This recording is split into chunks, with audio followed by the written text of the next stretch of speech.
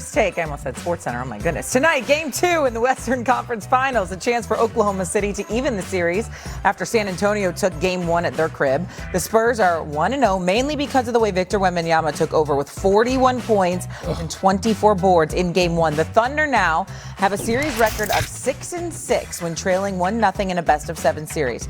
They are 2-0 under current head coach Mark Dagnall, and both of those series wins came in last year's playoffs, specifically in the NBA Finals against the Pacers and then the West semis against the Nuggets. What is the biggest key to Oklahoma City bouncing back tonight at home against the Spurs? I think they got to get something out of Hartenstein and Holmgren.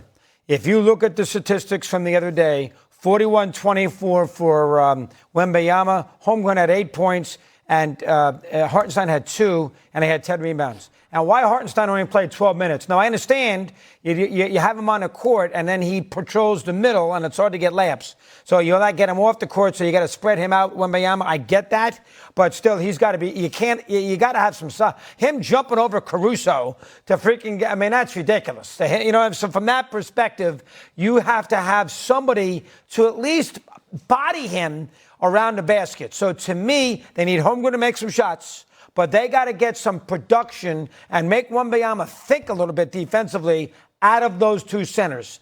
I think Shea will do his thing. Oklahoma City played badly the other night. No, still almost won. I think those two big guys are most important. I would not disagree with a word of that, but I'm going higher on the priority list. Doggy, I'm going to the two-time MVP. You want Shea to... He can't have some 24-point game on 7 for 23 shooting. No. And I know one of Shea's great strengths to me, and part of why he's beloved as a teammate, is that he does not force it. He is not a ball hog. He is not a selfish player in any way, shape, or form, but it's time to be that tonight. Shai Gilgeous-Alexander has to come out early, set the tone for this thing.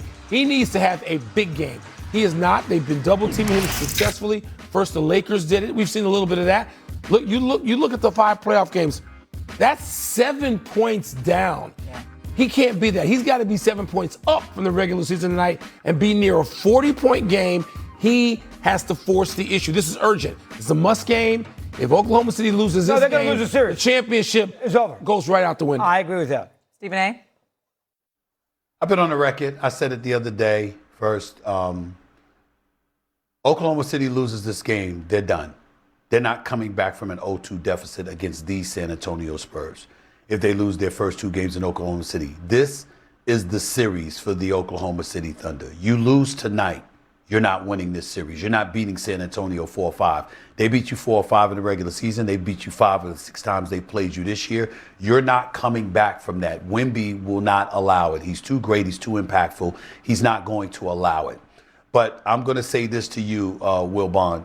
When it comes to Shea Gilgeous-Alexander, let's not. It's time that we sit up there and we call him out, the reigning league MVP, somebody that I voted for league MVP the last 2 years. He deserves it. He's Shea Butter. He's special. Yo, Shea, respectfully, my brother, when Stephon Castle is guarding you, you're shooting 31% from the field this season. Maybe, just maybe, instead of us looking at him and saying he's struggling, maybe we point the finger as to why the struggles have been so profound against the San Antonio Spurs. This brother is up in his grill and he's guarding him. Certainly you got Wemby on the front line ready to erase anything that comes in the vicinity.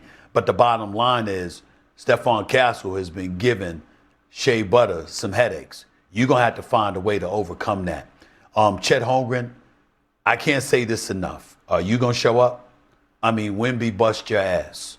41 points, 21 rebounds, and you respond with 4 points on 2 of 8 shooting. That's egregious. And here's the thing. It's not just about that with Chet Holmgren. Here's where the indictment against Chet comes into play, respectfully, because I know he can play, and he's not a scrub. He's a damn good player. Here's my issue with him. It's one thing for the Carusos and the Jalen Williams of the world to be guarding Wemby on the perimeter.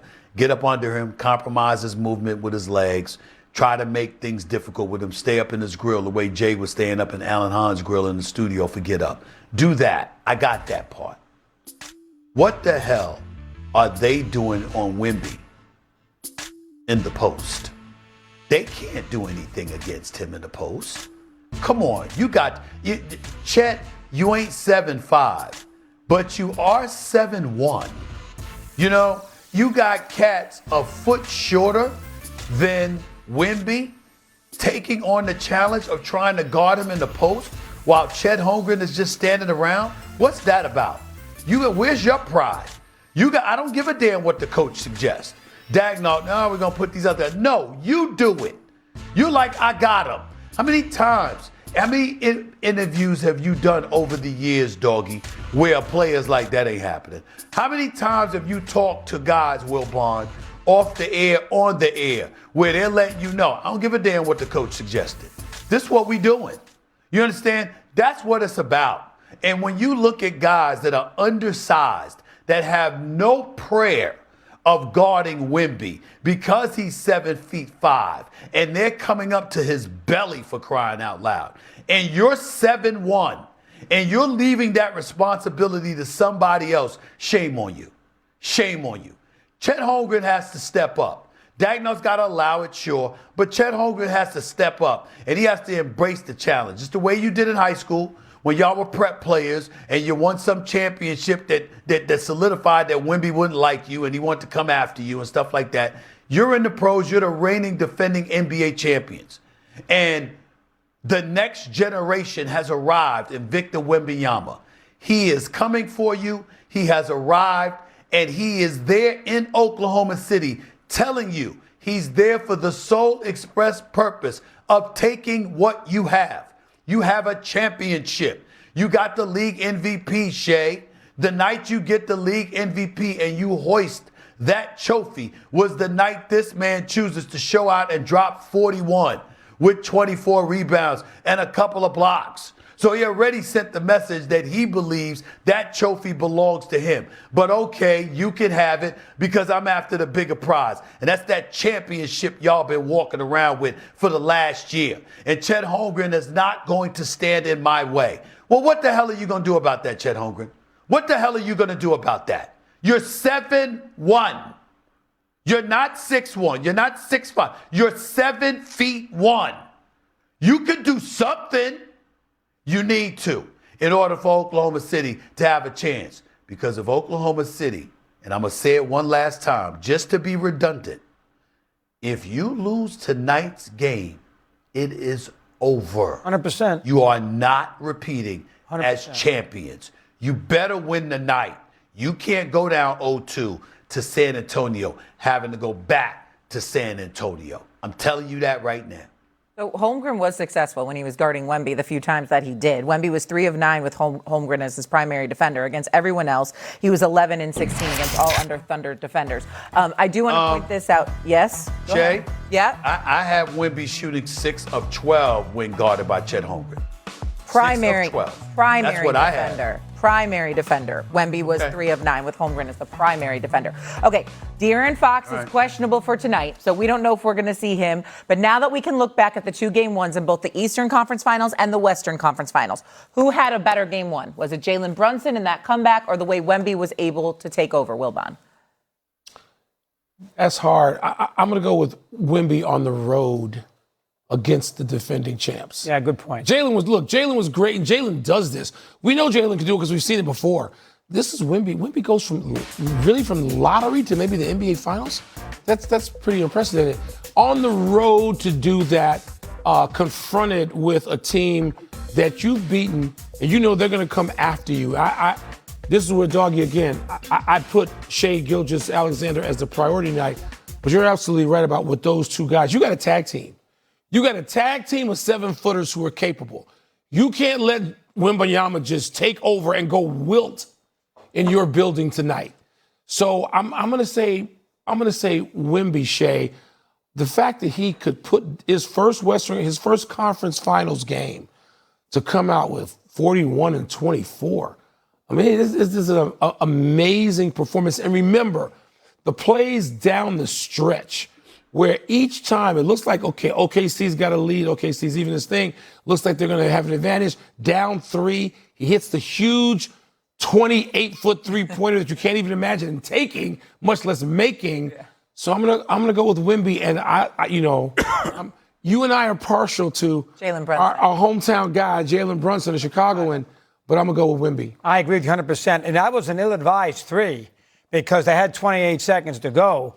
You should get the 2 there and extend the game. So thank God he made it. But because he made it, I'm with you 100%. One thing about the De'Aaron Fox, play the game, okay? Castle had 11 turnovers. No doubt. He is not a point guard. Right. He killed them. And I love Castle. He had 11 turnovers in the game. De'Aaron Fox, what? I got ankle tightness? I mean, holy goodness, this is the Western Conference Final. You think Jordan would say, you know what, I can't play tonight, coach? Against the Pistons, I got ankle tightness? I was shocked. Play the game for crying out loud. And don't blame the the team doesn't want me to play, the training staff. He's De'Aaron Fox. He's making $180 million. I'm in the game tonight. That's what you do. He's questionable, so he's got to play. He's got to play. That's one way to look at it, doggy. The other way could be they're looking at it as De'Aaron Fox, sit down. We can beat them without you. We can beat the reigning, defending NBA champions without you. They got to get greedy, Stephen A. They got to get greedy tonight. Let me say this to you. Wemby, in the 6 games that he's going against Oklahoma City, when he's on the floor, they've outscored them by 66 points, 11 points per game. With Wemby on the floor, they may be thinking along the lines, y'all are making a big deal about this series. We think we could take these boys out in 4 or 5 games. San Antonio might be thinking like that. And Oklahoma City has done very little to disprove that notion as of yet. That is a fact. It just feels highly unlikely that SGA has a similar game to Game 1. To me, he needs to have an MVP game. I mean, I just don't want to overreact to that. MVP game. He hasn't had one yet. Yeah, he needs to have one. We're well. Once you hoist that trophy, that you're the MVP again. I want to see him be the MVP tonight. I'm still going to give OKC a break on one thing. They lost the last year to Denver. They had a terrible first game loss. They